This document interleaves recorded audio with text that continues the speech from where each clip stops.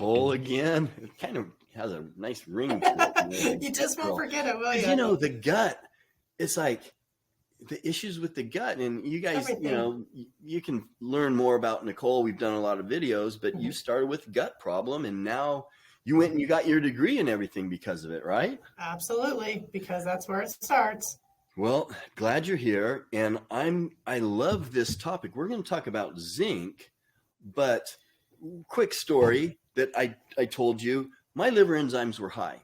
I stopped all the synthetic supplements and my liver enzymes got cut in more than half, down into the low range, because I stopped taking synthetic supplements. And you know what? And I can have a beer on Friday night. Sure. It doesn't do anything. This puts it in perspective. And I don't know what you're going to say.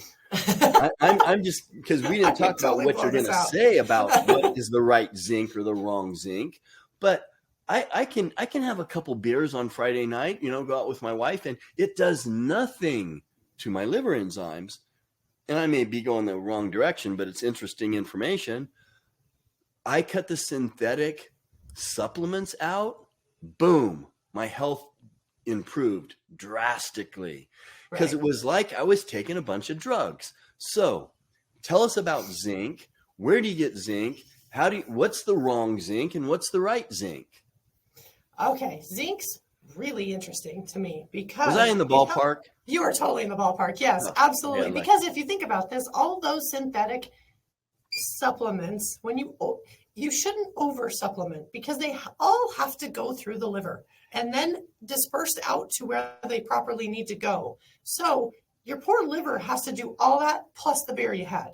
So you want to get as much of this stuff out and be as clean as possible. So you're totally spot on. Zinc to me is pretty fascinating. And, you know, not to open a can of worms, but zinc was kind of a hot topic back in our, you know, the C word days where we were all shut down because when you lost your taste and smell, everybody kept saying, well, you're zinc deficient. And you were. But what zinc deficient were you? So zinc oxonate is basically nobody needs it. Don't take it. It's just useless. It's what they used to put on their noses, you know, in the summer days to keep from getting sunburned. Zinc picolinate, though, is really, really fascinating. And it particularly helps skin issues. It is really good for wound issues. It's good for acne. So if you have people who have terrible acne, they should be taking a zinc picolinate. It is really good for it. Helps That's regulate just a capsule. It's just a capsule, yes. And you can get it in liquid form. I take my zinc in liquid form because it's easier on the liver. It helps regulate blood sugar spikes.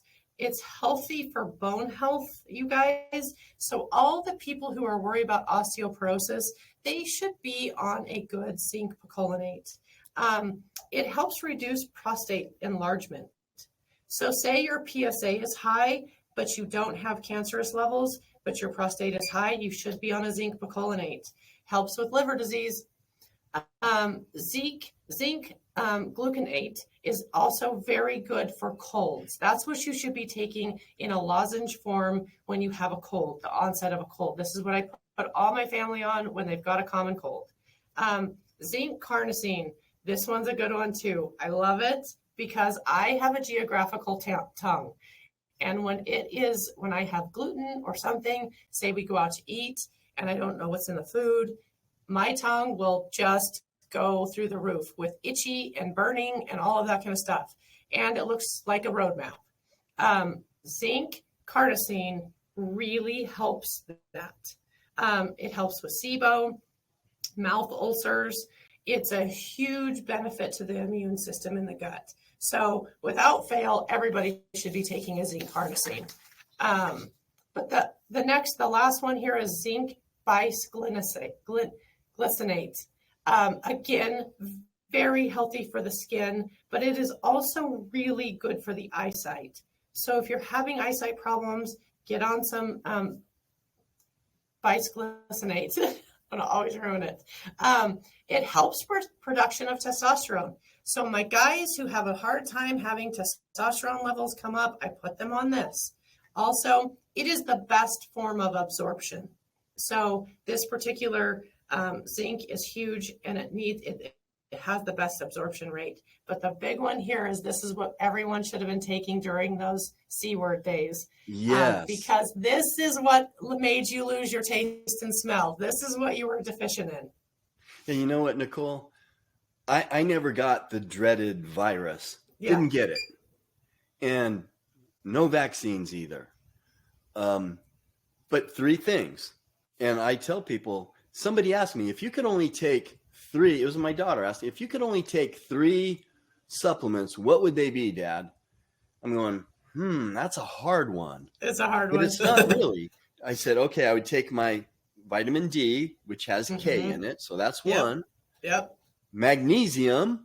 Oh, yeah. And zinc. Yep. If you only let me pick 3, zinc is in there. Yes. And my zinc has copper in it. Yep. A very small amount. So there you go. I mean, you're talking to a supplement junkie. You know, and if I could only take 3, I need to do a short on that. So that's an interesting one. I love asking people, hey, if you could only take 3 supplements or 5 supplements, you know, and if you asked me, you know, a year ago, I'd go, how about if I could only take 15? Yeah. Yeah, you can eat a lot from food, you guys. Yeah, I've cut back. So anyway, anything else important about zinc, Nicole? That's it. It's just kind of the lost supplement mineral out there that needs to be back put in. Yes. I'm going to go take some more right now from my whole food natural zinc source. Perfect. So thanks for being with us again, Nicole. Thanks for the information on zinc. Appreciate it. Absolutely. Thank you.